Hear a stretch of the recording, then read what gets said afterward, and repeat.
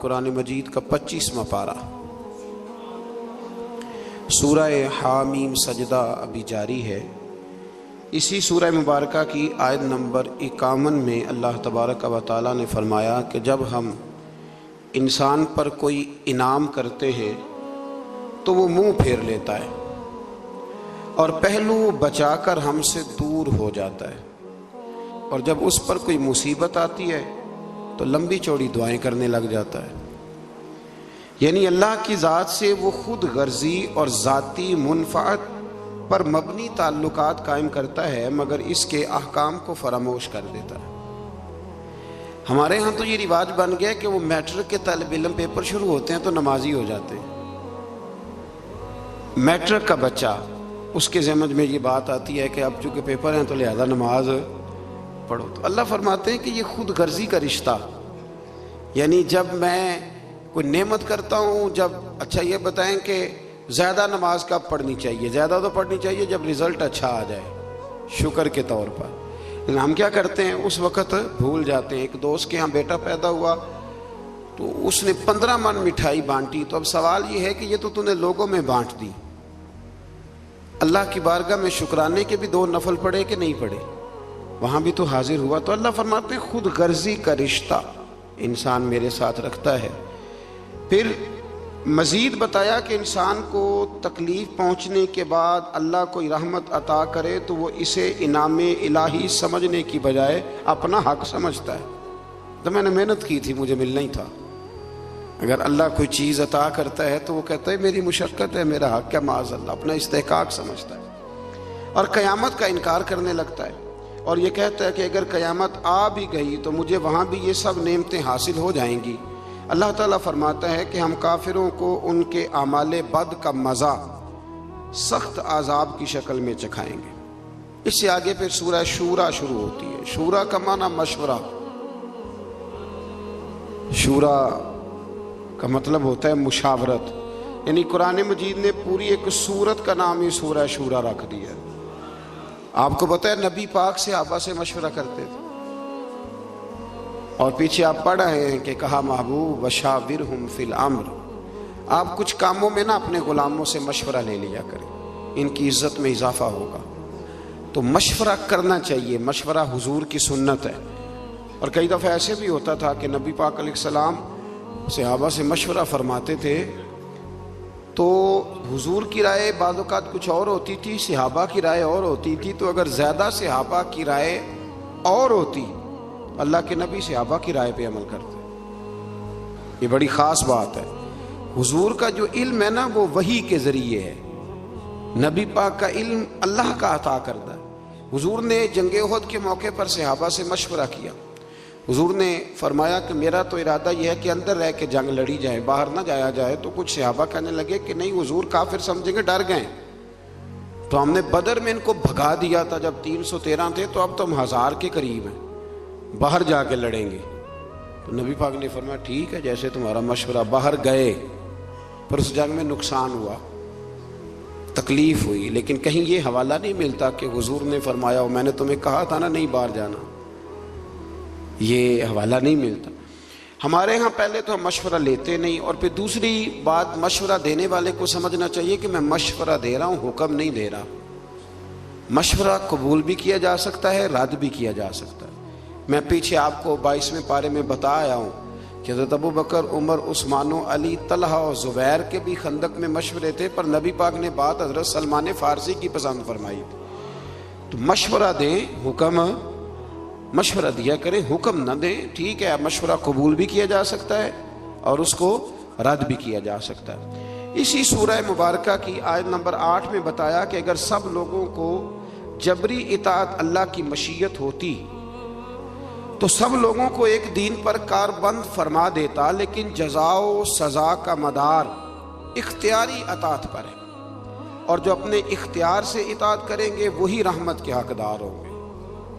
فرمایا میں چاہتا تو تمہیں مجبوراً کلمے پڑھا دیتا، مجبور کر دیتا نماز پڑھنے پر، میں نے تمہیں عقل اور شعور دیا ہے، مرضی سے اطاعت کرو گے تو میں تمہارے اوپر رحمتوں کا نزول فرماؤں گا۔ اور ایک بات سمجھ لیں آپ، یہ بات سمجھ لیں آپ کہ مذہب اسی کا ہے کہ انسان اپنی مرضی سے نیکی کرے۔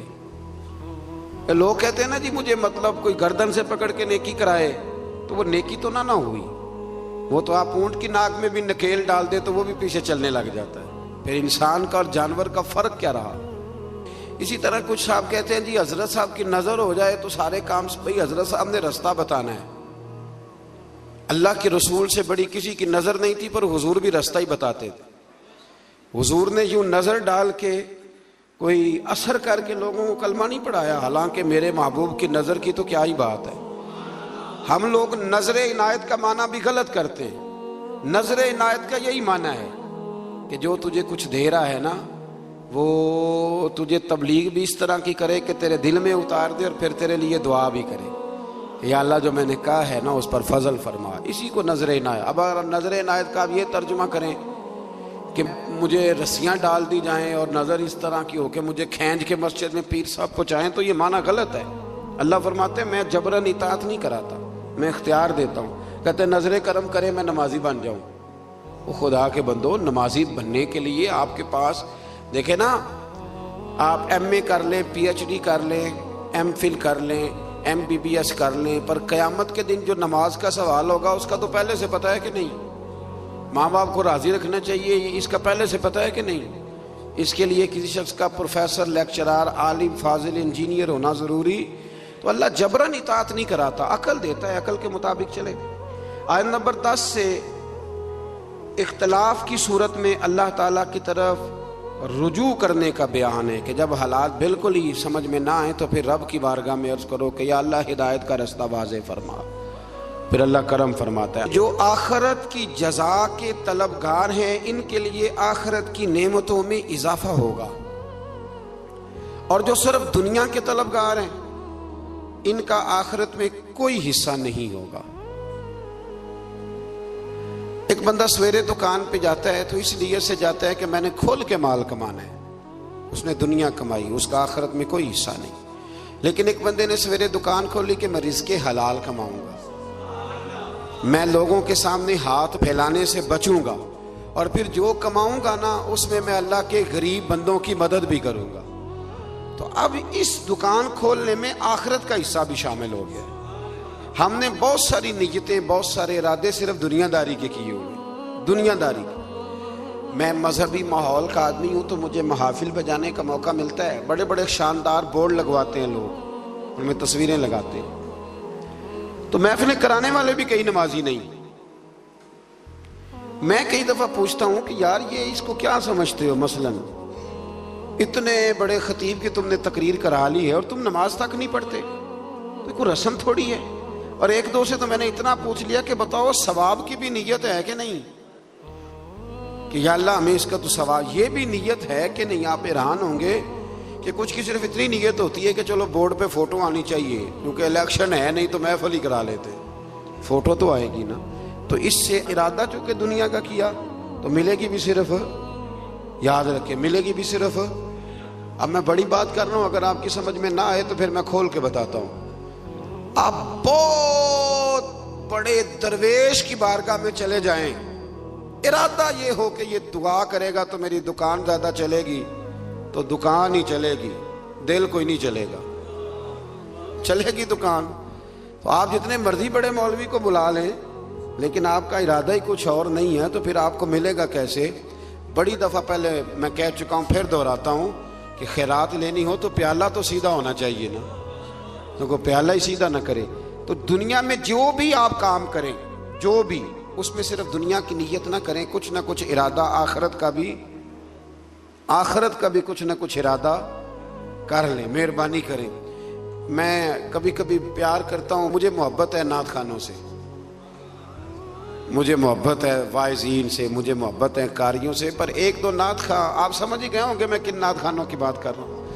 ایک دو نعت خواں سے میں نے کہا، ایک دو محفل میں میں نے کہا کوئی ایک دو محفل مفت بھی پڑھو، مرنا بھی جے، کوئی کام آخرت کے لیے بھی کر لو، دنیا سے بھی جانا ہے، مطلب ہر محفل جو ہے وہ تم نے اس کا ریٹ رکھا ہوا ہے، ایک دو فری بھی کر لو، چلو دنیا سے بھی جانا ہے۔ اور یہ کتنا ظلم ہے کہ بندہ دین کا نام بھی لے تو دنیا اکٹھی کرنے کے لیے، دین کا نام لے تو دنیا جمع کرنے کے، اس سے باہر آئیں، میں کہا کرتا ہوں کہ اور بڑے تماشے ہیں پیسے جمع کرنے کے اور بندے جمع کرنے کے، دین کا نام لے کے تو نہ یہ کام کرو، وہ تو اللہ نے وعدہ کیا ہے ویسے ہی اپنے فضل سے عطا فرما دیتا ہے۔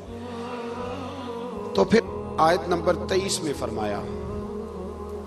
فرمایا کہ محبوب آپ کہہ دیں قُل لَا أَسْأَلُكُمْ عَلَيْهِ أَجْرًا۔ یہ ذرا تھوڑی زیادہ توجہ سے سنیں۔ نبی پاک صلی اللہ علیہ وسلم کے نا بہت زیادہ اخراجات تھے، گھر میں 11 ازواج ہیں، حضور صلی اللہ تعالی علیہ وسلم 9 تو ایک وقت میں رہتی تھی، اور صاحبزادیاں ہیں، خرچے ہیں، مہمان بڑے آتے ہیں۔ یہ آستانوں پہ علماء اور مشائخ کے پاس کبھی صرف آپ چائے پانی کا خرچہ ہی شمار کر لینا کتنا ہوتا ہے، اور آپ جس کو نہیں پلائیں گے وہ کہے گا کہ اخلاق ہی کوئی نہیں۔ بھائی اخلاق کے ساتھ جیب کی بھی تو ضرورت ہوتی ہے نا۔ تو صحابہ نے نا پلٹ کر دیکھا کہ نبی پاک علیہ السلام کے اخراجات زیادہ ہیں اور آمدن کوئی نہیں۔ حضور اعلان نبوت سے پہلے تجارت فرماتے تھے، اور یہ جو دین کا کام ہوتا ہے نا، یہ دین کا کام کرتے ہوئے اگر آپ کسی کو کہیں نا ساتھ کچھ اور بھی کر تو ممکن نہیں رہتا۔ اس لیے نبی پاک صلی اللہ تعالی علیہ وسلم سے ہی یہ سلسلہ رہا کہ سرور کائنات علیہ الصلوۃ والسلام نے پھر کاروبار چھوڑ دیا اور حضور صرف دین کی بات کرتے۔ صحابہ نے جب یہ ملاحظہ کیا تو اب انہوں نے نا ایک دن بیٹھ کے مشورہ کیا، یار عجیب بات نہیں، جو جاتا ہے حضور کے دروازے سے خالی نہیں آتا، لیکن بظاہر آمدن کوئی نہیں۔ ایک پروگرام بنایا کہ تھوڑے تھوڑے پیسے نا ہر مہینے جمع کریں گے، ہر مہینے، اور حضور کی بارگاہ میں نذرانہ پیش کریں گے۔ سب نے پیسے جمع کیے اور ڈیوٹی لگائی حضرت عباس کی جو نبی پاک کے چچا ہے، کہ یہ حضور کی بارگاہ میں عرض کریں کہ یا رسول اللہ یہ ہم کچھ دے تو نہیں سکتے جو آپ نے تبلیغ کی ہے، پر چلو یہ تھوڑا سا نذرانہ ہے۔ حضرت عباس لے کے گئے، حضور کی بارگاہ میں پیش کیا۔ محبوب نے کیا فرمانا تھا، رب نے قرآن ہی نازل فرما دیا۔ فرمایا محبوب قُل لَا أَسْأَلُكُمْ عَلَيْهِ أَجْرًا إِلَّا الْمَوَدَّةَ فِي الْقُرْبَى۔ ان سے فرما دو کہ طائف میں پتھر کھانے سے لے کر احد میں دانت شہید کرانے تک میں نے تمہارے لیے بڑی محنت کی ہے، پر میں تم سے کوئی اجر نہیں مانگتا۔ ہاں اگر کچھ دینا ہی ہے نا تو میرے قریبیوں سے پیار کرتے رہنا، میری فاطمہ سے پیار کرنا، میرے علی سے پیار کرنا، عائشہ، ختیجہ، حفصہ اور سودا سے پیار کرنا، حسن سے پیار کرنا، حسین سے پیار کرنا، ان سے پیار کرنا۔ اور پھر صحابہ نے محبت کر کے دکھائی، انہوں نے پھر اس آیت پر عمل کر کے دکھایا۔ جب صحابہ میں وظیفے بانٹ رہے تھے نا حضرت عمر کے زمانے میں، تو سب کو 25-25 ہزار دینار ملے۔ حضرت عمر کے صاحبزادے عبداللہ ابن عمر بدر میں بھی شریک تھے، احد میں بھی شریک تھے، خندق میں بھی انہیں 25 ہزار ملا۔ حسن حسین کی باری آئی تو عمر نے 50-50 ہزار دینار دیا۔ حضرت عمر کے بیٹے نے گھر جا کے اماں سے شکایت کی کہ اماں میں تو نبی پاک کے زمانے میں جہاد کرتا تھا تو حسن اور حسین تو بچے تھے، تو آج وظیفے دینے کی باری آئی ہے تو ابا نے ان کو زیادہ دیا، مجھے کم دیا، تو میری تو ضرورت نہیں، تو آپ بات کریں۔ تو اماں نے بھی بڑے طریقے سے لکھ کے حضرت عمر سے بات کی، کیونکہ ڈائریکٹ تو شیر کے قریب جاتا ہی کوئی نہیں نا، آپ کو پتہ ہے۔ بڑے طریقے سے نا دائیں بائیں ہو کے بڑے سلیقے سے کہا بچہ یہ بات کہہ رہا تھا، تو حضرت عمر کہنے لگے چل پتر کے پاس چلتے۔ جا کے بیٹے کو کھڑا کر کے بتایا، کہنے لگے پتر اٹھ ذرا، کیا کہا تو نے حسن حسین کو زیادہ کیوں دیا؟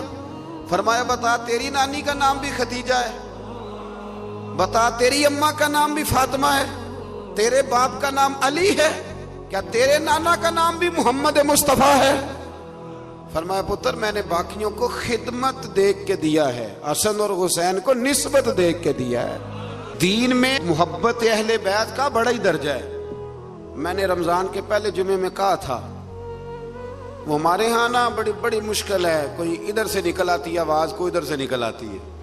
میں نے پہلے جمعے کہا تھا تو مجھے کچھ لوگوں نے کہا کہ جناب آپ نے فکرے جانچ تول کے کہے ہیں۔ میں نے کہا کہ میری کوشش ہوتی ہے، میں تو روٹین میں بھی بات سوچ سمجھ کے کرتا ہوں، روٹین میں بھی، تو پھر بیان کرتے وقت کیسے یہ ہو سکتا ہے؟ میں نے کہا میں آج بھی کہتا ہوں کہ 5 نمازیں پابندی سے پڑھے، اور جب سے بالغ ہوا ہے تب سے پڑھے، ہر سال حج کرے، ہر سال رمضان کے روزے رکھے، صبح سے شام تک خیرات کرے، اور اگر مصطفیٰ کریم کے اہل بیت سے پیار نہیں نہ کرے گا تو بے ایمان کا بے ایمان مرے گا.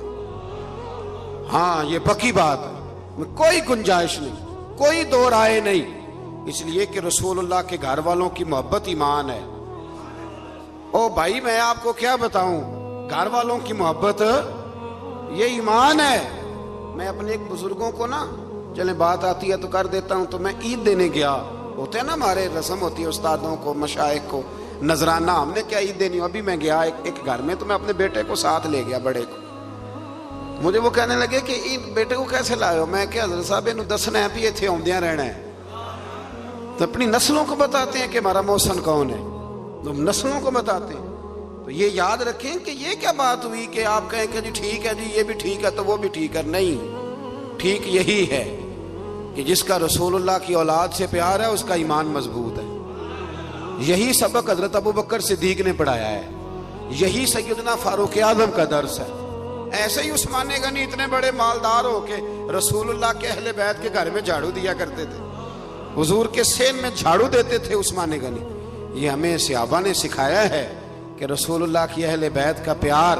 اور یہ جو نذرانہ ہے نا، نذرانہ اس کو بھی لوگ بہت بڑا جرم سمجھتے ہیں، بڑا جرم. اور میں نے کل دیکھا جی آپ حضرت صاحب کو نذرانہ دے رہے تھے، تو صحابہ اگر نبی پاک کو نذرانہ دیں اور حضور قبول کر لیں تو کہتے ہیں کامل پیر وہ ہوتا ہے جو روٹی بھی نہ کھائے، کپڑے بھی نہ پہنے.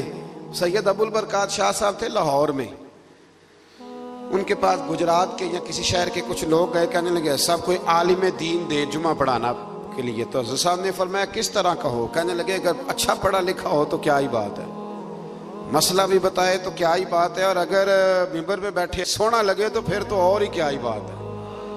تو حضرت صاحب اگر قرآن مجید بھی وہی سنائے نا تراویحوں میں تو پھر اس پہ بھی سونے کا زواگا ہے. فرمانے لگے چلو بندوبست کر لیتے ہیں، دو گے کیا؟ مانا خدمت کیا کرو گے؟ تو کہنے لگے جی خدمت تو ہم نہیں کر سکتے، غریب لوگ ہیں. تو حضرت صاحب فرمانے لگے پھر میں تمہیں ایک عالم کا پتہ بتاتا ہوں، سونا بھی بڑا ہے، قرآن بھی بڑا اسے آتا ہے، باتیں ساری، اور کھاتا پیتا بھی کچھ نہیں. کہا وہ کون؟ کہنے لگے جبریل امین کو لے جاؤ، روٹی تو نہ کھائے گا، بس وہ فرشتہ ہے کھاتا پیتا، اس کو لے جاؤ. عجیب فلسفہ ہے نا جی. اور خدا کے بندو صحیح بخاری کی حدیث ہے، صحیح بخاری. نبی پاک نے حضرت عمر کو کچھ دیا تو عرض کی حضور مجھے ضرورت نہیں. تو نبی پاک نے فرمایا جو بن مانگے مل جائے نا وہ اللہ کی طرف سے ہوتا ہے، اسے رکھ لے. تو جب آپ کسی عالم کو، کسی صوفی کو، کسی کو دیتے ہیں تو اس کو سمجھ لیں میں کوئی ماحول نہیں بنا رہا اللہ کے فضل سے، میں کوئی ماحول. یہ باتیں کرتے ہوئے ڈر بھی بڑا لگتا ہے نا، لوگ جدھر مرضی بات کو لے جاتے ہیں. میں کوئی ماحول نہیں بنا رہا. اور اللہ کے فضل سے وہ جو میرے پیر بھائی ہیں نا، یہ جو ہوتے ہیں نا مرید اور شاگرد، ان کا درجہ اولاد کا ہوتا ہے. تو بچے سے تو بندہ حکمن بھی لے سکتا ہے نا، لیکن الحمدللہ تعالیٰ میرے پیر بھائی آپ کو ایسی کوئی بات نہیں کبھی بتائیں گے، اللہ کے فضل سے نہیں بتائیں گے.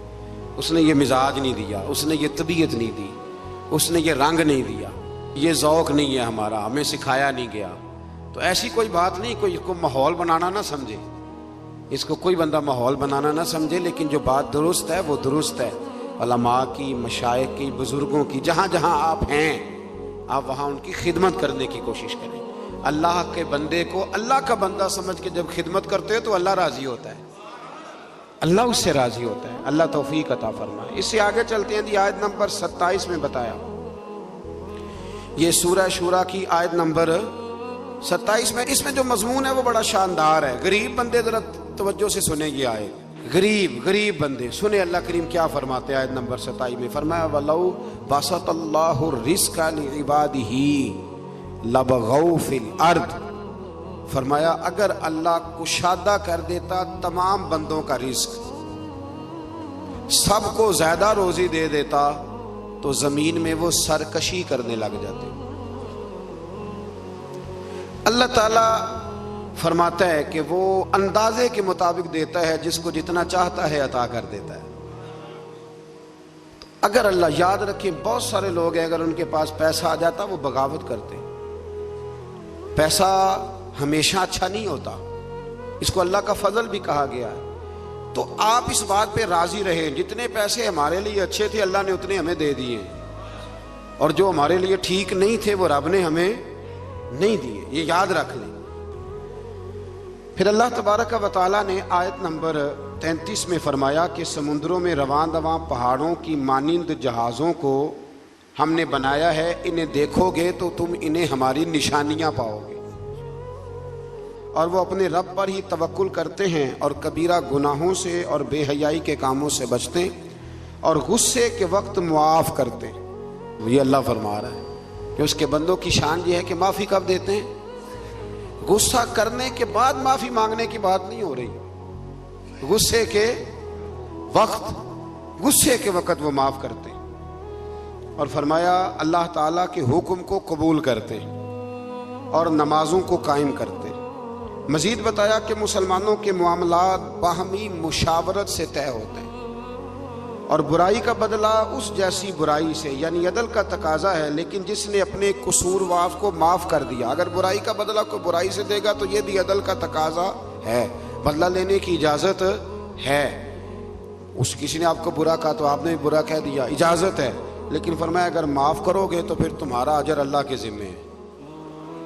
حضرت ابوبکر صدیق بیٹھے تھے تو ایک شخص آپ کو برا بھلا کہہ رہا تھا، آپ خاموشی سے بیٹھے رہے، اس نے بڑا ہی کہا تو ایک جملہ حضرت ابوبکر صدیق نے بھی کہہ دیا۔ جب حضرت ابوبکر صدیق بولے تو حضور اٹھ کے چل پڑے۔ حضرت صدیق اکبر پیچھے دوڑے، یا رسول اللہ جب تک وہ بول رہا تھا آپ بیٹھے رہے، جب میں نے بات کی تو آپ چل دیے۔ تو فرمایا ابوبکر جب تک وہ بول رہا تھا نا تو اللہ نے تیرے سرانے فرشتہ کھڑا کیا ہوا تھا جو تیری طرف سے جواب دے رہا تھا، اور جب تو خود بولا ہے نا جواب میں، جب تو خود بولا ہے تو فرشتہ اٹھ کے چلا گیا تو میں بھی آ گیا ہوں، تو یہ بہتر نہیں کہ فرشتے ہی جواب دیں، تو ہمیں کیا ضرورت پڑی ہے؟ لیکن ہم اللہ خیر کرے، او ہو ماں بدولت کو بات کر دی، یعنی مجھے ہی کہہ دیا ہے وہ، یعنی کہ میں، یہ تو بات کی بات ہے نا، کوئی گاڑی کراس کر کے دیکھے تو صحیح، پھر اس کو سزا ملتی ہے، 2-3 دفعہ اس کے آگے بریک لگائی جاتی ہے، اس کو بتایا جاتا ہے کہ ہمیں بھی گاڑی چلانی آتی ہے، تو پھر کیا ہوتا ہے؟ اس سے معاشرہ ٹھیک ہو گیا ہے اینٹ کا جواب پتھر سے دینے سے؟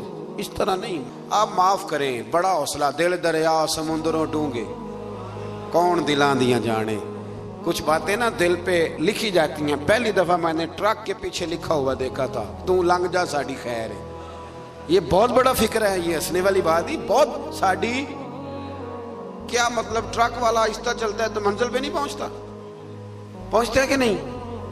ایسے بھی ہیں جو کراچی سے چلتے ہیں اور پنڈی آتے ہیں، پہنچتے ہیں کہ نہیں پہنچتے؟ لیکن تو لنگ جا ساڑی خیر ہے، تو جانا تو ہم دیکھ لیں گے۔ شادیوں کے موقع پہ کھانا کھلتا ہے، اب تو میں شادیوں پہ جاتا نہیں، بینڈ باجے کی وجہ سے چھوڑ گیا ہوں، تو کبھی بزرگ حکم دیتے تھے، گھر والے تو میں جایا کرتا تھا کسی موقع پہ تو میں بیٹھا رہتا تھا۔ کھانا آپ کو پتہ ہے نا، کھانا شادی پہ لوگ آخری کھانا سمجھ کے کھاتے ہیں، اور بڑے بڑے مہذب لوگ، ناراض نہ ہوئیے گا، بڑے بڑے سیانے لوگ، یعنی وہ بھی کھانا کھا رہے ہوتے ہیں، اور کئی دفعہ ان کے کپڑے بھی کھانا کھا رہے ہوتے ہیں، اور کوئی کان میں یہ بھی بتا دیتا ہے کہ جتنی بوٹیاں ساری ڈال لو، پتہ نہیں پلیٹ دوبارہ آئے گی کہ نہیں آئے گی۔ یہ اور بڑے بڑے وہ لوگ جو روز شام کو گوشت کھاتے ہیں، ان لوگوں کی بات کر رہا ہوں۔ تو میں کئی دفعہ بیٹھا رہتا ٹیبل پہ، تو کئی سیانے بندے ملتے، کہتے بیٹھے نہیں گل باندھی، ہاں مولوی صاحب بیٹھے نہیں گل باندھی۔ تو میرا دل کرتا انہیں بتانے کو، جب میرے سامنے لوگ 4 قسم کے کھانے لا کے رکھتے تو میں کہتا نہیں، بات بن جاتی ہے، اور بیٹھے رہنے سے، صبر کرنے سے ہی بات بنتی ہے۔ وہ جو کوشش ہے وہ اور چیز ہے، اور یہ کوشش نہیں، یہ معاملہ، اور آپ تھوڑا سا انتظار کریں۔ میرے ابا جی ایک بات کہا کرتے تھے، کہتے تھے بیٹے جب میں کسی کی بیٹی کی شادی میں جاتا ہوں تو میری کوشش ہوتی ہے میں کھانا نہ کھاؤں، دیکھ لوں لوگ روٹی کھا لینا تو پھر، اور بڑی بات مجھے نقش رہ جاتی ہے اپنے بزرگوں کی، وہ فرمایا کرتے تھے کہ بیٹی کی شادی میں ایک پلیٹ کم پڑ جائے نا تو بچی جب تک زندہ رہتی ہے اسے تانے ملتے ہیں، لوگ معافی نہیں نہ دیتے۔ تو فرمایا کرتے تھے کہ کوشش کرو کسی کی بیٹی کی شادی میں جاؤ تو کھانا نہ، کوشش کرو اینڈ پہ کھاؤ، بارات والے چلے جائیں، فارغ ہو جائیں، پھر کھانا کھاؤ۔ مطلب روٹی تو بندہ روز ہی کھاتا ہے، اور عزت تو روز ہی نہ ملتی۔ یہ سیانے لوگوں کی باتیں تھیں، کوشش کیجئے گا اس پہ عمل ہو جائے، کوشش کیجئے گا اس پر عمل ہو جائے۔ وہ نا ساری زندگی کی باپ کی کمائی بیٹی کی بارات پہ لگی ہوئی ہوتی ہے، ساری زندگی کی، اور اگر کبھی بیٹی کی ماں کو اور باپ کو دیکھو تو وہ پنڈال میں پاگلوں کی طرح پھر رہے ہوتے ہیں، یا اللہ روٹی نہ کم پڑ جائے، روٹی، اور بڑی مصیبت بنی ہوتی ہے۔ وہ پل صراط کا ٹائم ہوتا ہے، اگر میں کہہ دوں تو غلط نہ ہوگا، وہ پل صراط کا ٹائم ہوگا۔ میں نے شادیاں کر کے دیکھی ہیں بچیوں کی، مجھے اندازہ ہے یہ کتنا کٹھن مرحلہ ہے، لیکن ہم تو 2 منٹ کو پلیٹ بجا کے واپس آ جاتے ہیں، ہمیں کیا پتا کہ کسی کا کس طرح سے وہ ماحول خراب ہوتا ہے۔ اللہ سمجھنے کی توفیق عطا کرے۔ اچھا جی، پھر آگے سورہ زخرف شروع ہو رہی ہے جی۔ اس کے اندر اللہ تبارک و تعالیٰ نے آیت نمبر 11 میں نزول بارش کے ذریعے مردہ زمین کو زندگی دینے سے حیات بعد الموت کا اس بات کیا گیا ہے، یعنی اگر زمین بنجر ہوتی ہے تو اس پہ آپ ہل چلا لیں، بیج ڈال دیں، پانی ڈال دیں تو وہ زندہ ہو جاتی ہے، تو اللہ بھی مرنے کے بعد لوگوں کو زندہ فرما لے گا۔ پھر آیت نمبر 12 سے 14 میں تمام چیزوں کے جوڑے بنانے، کشتیوں اور چوپایوں پر سوار ہونے اور سواری کے وقت یہ دعا پڑھنے کا بیان ہے، سبحان الذی سخر لنا ھذا وما کننا لہ مقرنین وانا الی ربنا لمنقلبون۔ پاک ہے وہ ذات جس نے اس سواری کو ہماری قدرت میں کر دیا اور ہم خود اس پر قادر ہونے والے نہیں تھے، اور بے شک ہم اپنے رب ہی کی طرف لوٹنے والے ہیں۔ آیت نمبر 31 میں کفار مکہ کا یہ مطالبہ بیان ہوا ہے کہ وہ کہا کرتے تھے کہ یہ قرآن 2 بستیوں یعنی مکہ اور طائف کے کسی بڑے آدمی پہ کیوں نازل نہیں ہوا؟ کہتے کسی امیر آدمی پہ نازل ہو جاتا، یہ نبی پاک صلی اللہ علیہ وسلم پہ نازل ہو گیا، حضور تو بظاہر غریب ہیں، تو وہ یہ مطالبہ کرتے۔ ابھی بھی لوگ کہتے ہیں کہ یہ مولویوں کی ٹیم تو غریبوں کی جماعت ہے، یہ مطلب دیکھیں نا، یہ لوگ انقلاب برپا کریں گے۔ اور بہت سارے لوگ ملکی حالات پر مولوی صاحب کا بات کرنا پسند نہیں کرتے، یعنی وہ سمجھتے ہیں کہ یہ قومی سطح کی بات ہے تو مسجد کا مولوی بات کرے، حالانکہ قرآن و سنت میں جو اللہ نے نظام مصطفیٰ صلی اللہ علیہ وسلم کے طور طریقے بتلائے ہیں وہ سب سے بہترین تدبیر ہے، اور تدبیر کا ترجمہ سیاست ہے۔ تو مکے والوں کا یہ اعتراض تھا کہ اللہ تعالیٰ کسی مالدار آدمی پہ معاذ اللہ نازل کرتا، وہ اکثر کہتے تھے کہ ولید بن مغیرہ پر یا ابو مسعود ثقفی پر نازل ہو جاتا معاذ اللہ، تو رب کیا فرماتا ہے؟ اللہ نے فرمایا کہ آپ کے رب کی رحمت کو یہ تقسیم کرتے ہیں، یعنی یہ فیصلہ تو اللہ تعالیٰ نے کرنا ہے کہ منصب نبوت کس کو عطا کیا جائے گا۔ ہم نے ان کی دنیاوی زندگی میں ان کی معیشت کے وسائل کو تقسیم کیا ہے، اور ہم نے معاشی اعتبار سے بعض کو بعض پر کئی درجے فضیلت دی ہے تاکہ وہ ایک دوسرے سے خدمت لیں، لیکن نا غریب کسی اور رنگ میں خدمت کر دیتا ہے تو امیر کسی، یہ تو اللہ تعالیٰ نے درجات بنائے ہیں تھوڑے بہت تاکہ انسان کا انسان سے تعلق قائم رہے۔ اور آپ کے رب کی رحمت اس مال سے بہت بہتر ہے جس کو یہ جمع کر رہے ہیں۔ دنیا کی زندگی کی بے وقعتی کو بیان کرتے ہوئے فرمایا اگر لوگوں کے کفر میں مبتلا ہونے کا اندیشہ نہ ہوتا تو ہم ان کے لیے گھروں کی چھتیں، سیڑھیاں، دروازے اور مسندیں چاندی کی بنا دیتے، لیکن لوگوں کو اتنا زیادہ مال دے دیا جائے تو ڈر ہے کفر میں مبتلا ہو جائے۔ یاد رکھنا، سونے کی بھی بنا دیتے، یہ سب دنیا کا سامان زیست ہے، اور آپ کے رب کے پاس آخرت کی نعمتیں صرف متقین کے لیے۔ مزید فرمایا جو رحمان کی یاد سے غافل ہو کر اندھا ہو جاتا ہے اس پر ہم شیطان مسلط کر دیتے ہیں تو وہی اس کا ساتھی ہوتا ہے۔ جب آپ اللہ کی یاد سے نکل آتے ہیں تو پھر شیطان کے قبضے میں آ جاتے ہیں، پھر وہ جیسے چاہتا ہے۔ لوگ کہتے ہیں جی بات ٹھیک ہے مجھے نہیں سمجھ آتی، تو حالانکہ انہیں سزا ملی ہوئی ہوتی ہے، اس لیے کسی بات کی انہیں سمجھ ہے۔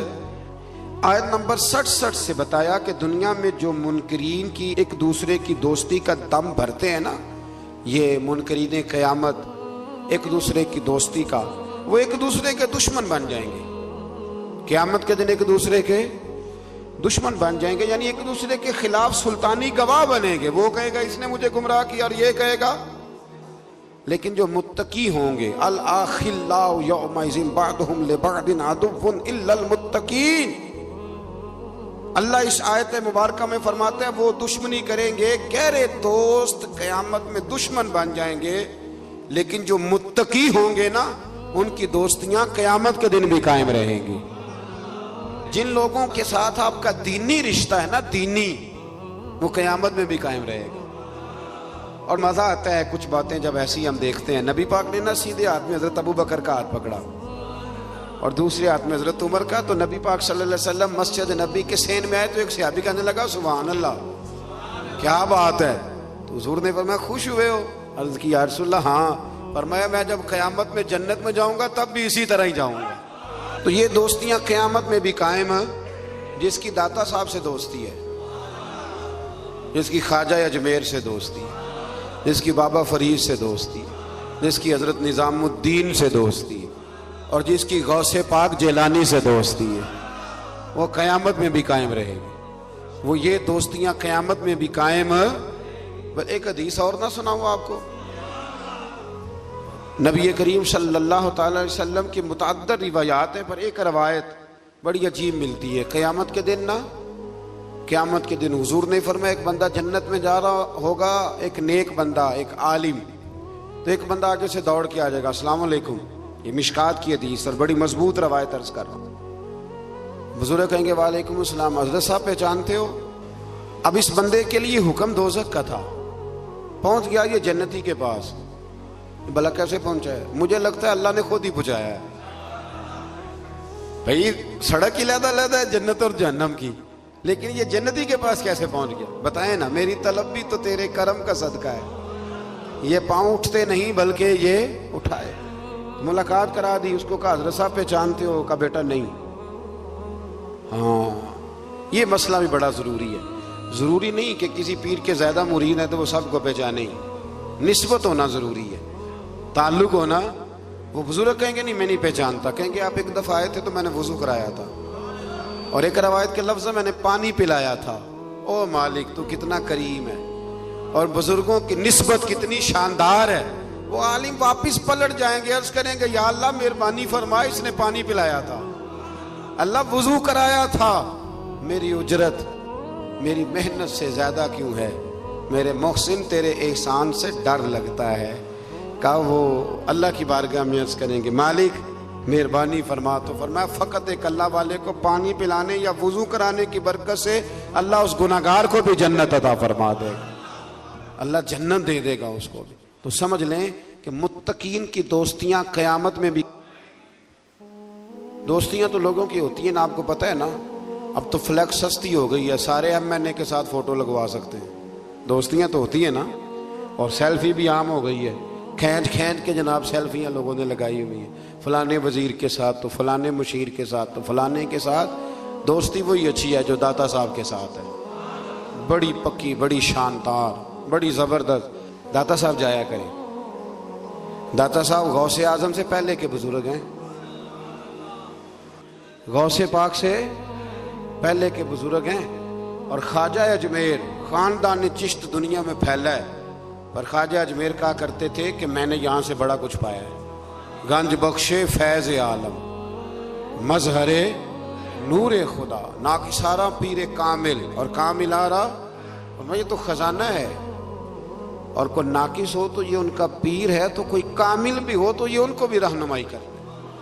وقت نکال کے جایا کریں، ہمارے اصل میں قریب ہے نا، اس لیے ذرا مشکل ہے، قریب والی چیز کو ماننا بڑا مشکل ہوتا ہے۔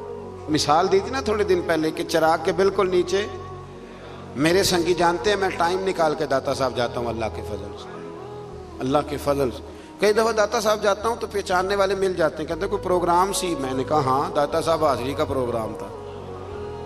ضروری ہے کہ پروگرام پہ ہی آئے آپ، تو اس لیے جایا کریں، لیکن ادب کے ساتھ جائیں۔ وہ قبر کو چومنا یا جو ہے وہ معاذ اللہ تعالیٰ زیادہ جھکنا یا کوئی ایسی حرکت نہیں۔ 4 ہاتھ دور کھڑے رہیں، قرآن پاک پڑھیں، ان کی روح کو اصال ثواب کریں، اور وسیلے سے دعا مانگیں، وہ بھی اللہ سے مانگیں وسیلے۔ سمجھ آ رہی ہے؟ اور داتا صاحب کے تو سامنے جا کے بڑا بندہ کھڑا ہو جائے تو اللہ فیض سے مالا مال کر دیتا ہے۔ کچھ جگہ جو ہوتی ہیں وہ ڈیپو ہوتی ہیں اللہ کے فضل کا، تو وہاں تو آپ سامنے جا کے کھڑے ہو جائیں تو تجلی پڑنی شروع ہو جائے گی۔ اور اتنا فیضان کم جگہوں پہ ہے جتنا داتا صاحب کے مزار پہ، کم جگہوں پہ۔ بڑے درباروں پہ آپ جائیں گے نا تو رات کو کہیں گے بند ہو گیا. داتا صاحب کا مزار بھی کبھی بند ہوا ہے، اس کا مطلب ہے سچی مچی داتا ہے. اس کو داتا تو نہیں نا کہتے جو کبھی دے اور کبھی نہ دے. بہرحال داتا صاحب رحمۃ اللہ تعالیٰ علیہ پہ تو ایک الگ عنوان چاہیے بات کرنے کی، کسی وقت کریں گے انشاءاللہ تعالیٰ. میرے بہت سارے لیکچر اس موضوع پہ ہیں، حضرت داتا صاحب کی تعلیمات پر کئی ہیں، انشاءاللہ کسی وقت ان کے احوال بھی تفصیل سے بات کریں گے. اچھا جی، اس سے آگے پھر سورہ دخان شروع ہوتی ہے. اس کی پہلی آیات میں تو کچھ وہی مضامین ہیں جو پیچھے بیان ہو چکی، اور بالکل شروع میں نا اللہ نے اس خاص رات کا ذکر فرمایا ہے جسے بعض مفسرین نے شب برات کہا ہے، اور بعض نے کہا نہیں، اس سے مراد لیلۃ القدر ہے.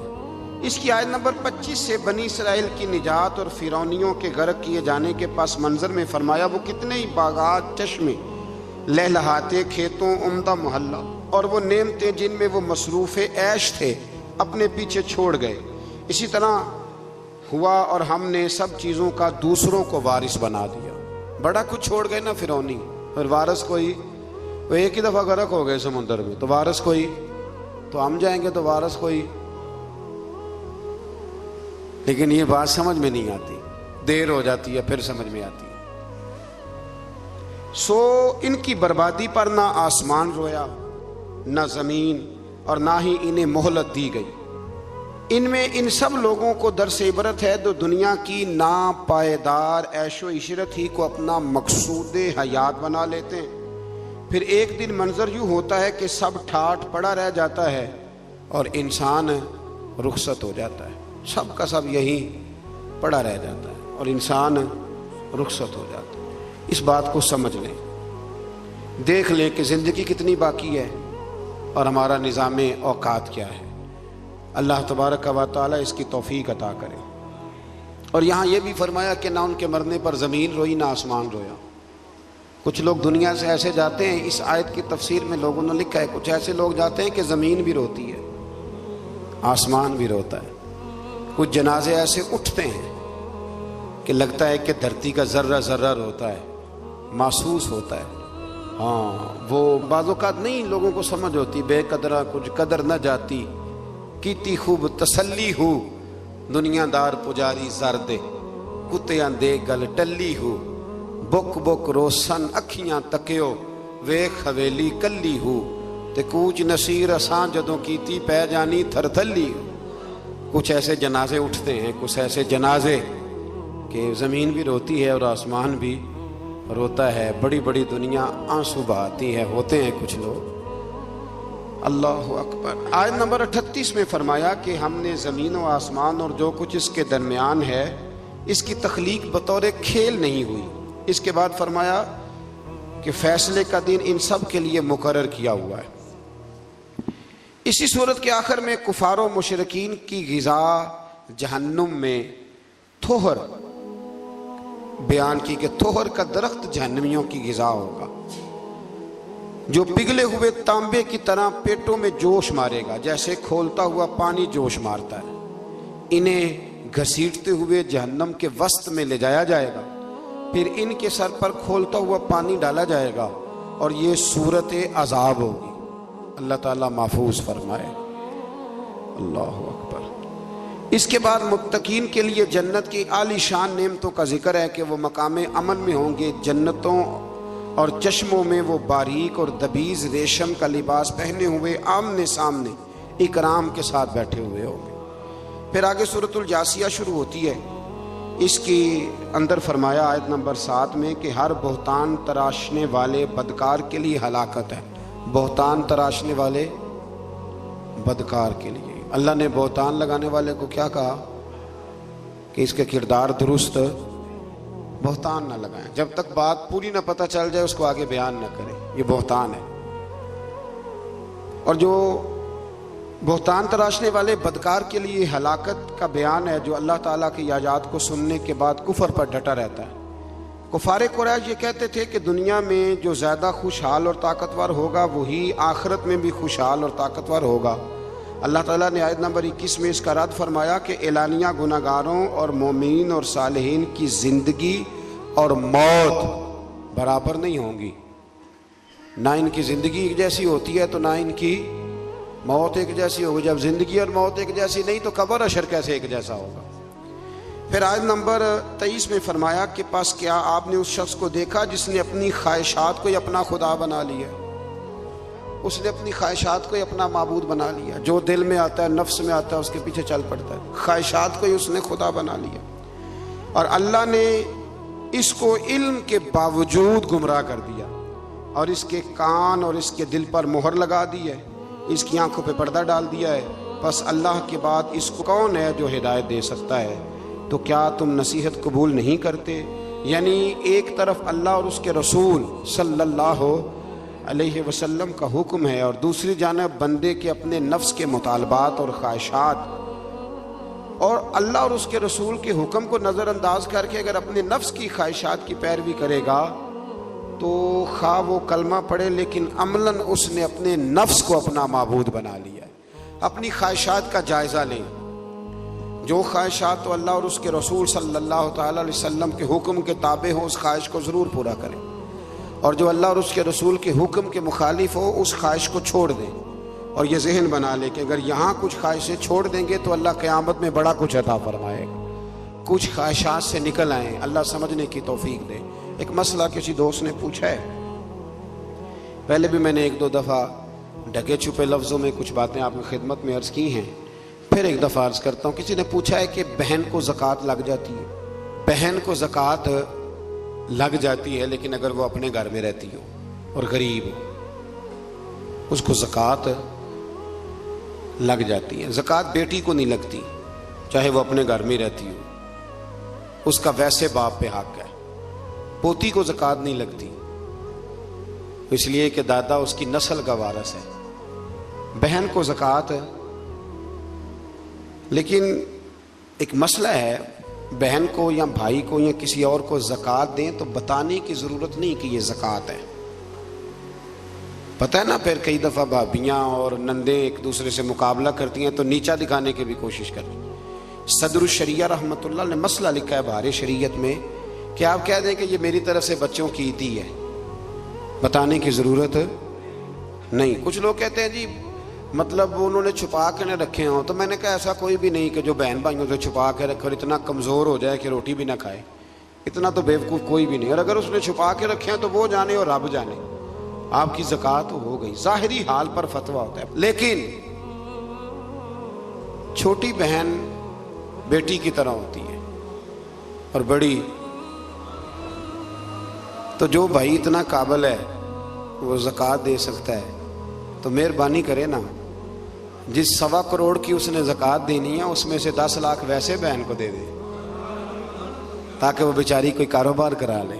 جو مسئلہ ہے وہ میں نے عرض کر دیا ہے, جو مسئلہ ہے وہ میں نے بیان, لیکن بہن کو زکوٰۃ دینی ہے. یعنی وہ بہن جو تیری اور تیری ماں اکٹھی, جن کو ایک گھٹنے پہ تو ہوتا تھا دوسرے پہ بہن ہوتی تھی, اس کو اب زکوٰۃ دے گا تو بھائی کو بھی لگ جاتی ہے, پر تیرا مان جایا نہیں, تیرے باپ کی اولاد نہیں. کیا بات کرتے ہو سب. میں نے جو مسئلہ تھا وہ میں نے بیان کر دیا, لگ جاتی ہے. لیکن یہ ظلم نہیں کہ بھائی زکوٰۃ لے رہا ہے اور تو دے رہا ہے, یعنی وہ لے رہا ہے کہ اتنا کمزور ہے کہ لینے لگ گیا, اور تو اتنا مالدار ہے تبھی تو دے رہا ہے نا. تو اس لیے مہربانی کریں, کچھ رشتوں کا ویسے ہی لحاظ کریں, کچھ کا ویسے ہی پاس کریں. عید آئی ہے, تھوڑی تھوڑی توجہ کریں ابھی سے, کوئی عرض نہیں. میں نے شروع میں بھی کہا تھا رمضان شروع ہوتے ہی کہ ایک جوڑا نا اس دفعہ کم پہن لیں, اور جن بہن بھائی کپڑے کم لیتے ہیں نا مہربانی کریں ان کو دیں, آپ کی مہربانی. ایک جوڑا کم لے لیں, کوئی فرق نہیں پڑتا. جوتے 3 نہ خریدیں, ایک خرید لیں, اور چلیں 5000 والا جوتا نہ لیں, اس دفعہ 1500 والا پہن لیں. لیکن تھوڑی تھوڑی نا اتنی بچت کریں. قطرے قطرے سے دریا بھر جاتا ہے. جتنا امیروں کے میک اپ پہ خرچ ہوتا ہے نا, اس سے غریبوں کی پوری جھونپڑی بن جاتی ہے. صرف مہربانی کریں میک اپ چھوڑ دیں. ہمارے میک اپ پہ جتنا خرچ ہوتا ہے نا خالی میک اپ پہ, اس سے بڑا کچھ ویسے ان کا بن جاتا ہے. اللہ سمجھنے کی توفیق عطا فرمائے. آخر دعوانا